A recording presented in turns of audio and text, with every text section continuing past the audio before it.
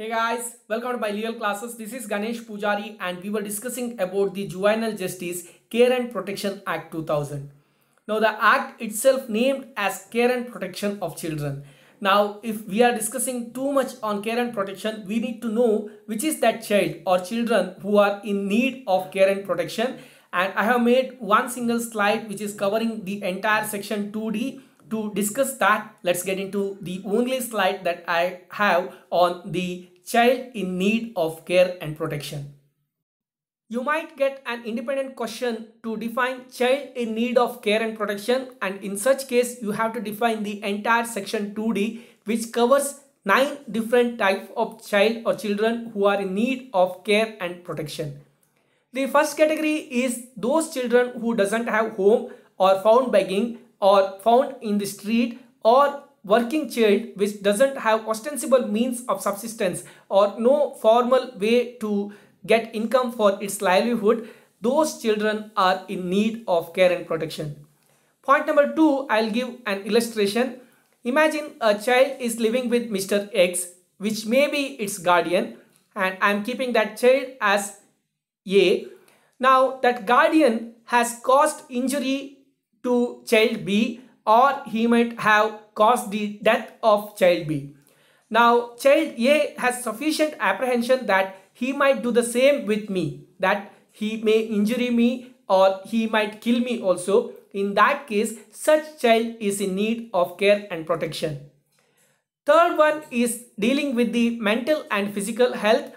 Those children who are mentally or physically challenged, or maybe suffering from some terminal diseases or incurable diseases, are in need of care and protection. Fourth one, those children which have parents but they are not capable of taking care of such children. Now they might be having guardian or parent, maybe they are incapacitated, that means they might be having unsoundness of mind, or they may be insolvent, they don't have any source or financial source to take care of such children, are in need of care and protection. Fifth one, dealing with those children where the parents are not willing to take care of those children, or maybe abandoned children, or these children are missing, like they ran away from the original home and now it is not possible to find out where its parents are living. In all those cases, such child needs care and protection. The sixth cause is wherever a child is likely to be grossly abused, tortured or exploited for the purpose of sexual abuse, is the child which is in need of care and protection. Seventh one is whichever child is vulnerable and is likely to be inducted into drug or abuse or trafficking, those children are in need of care and protection.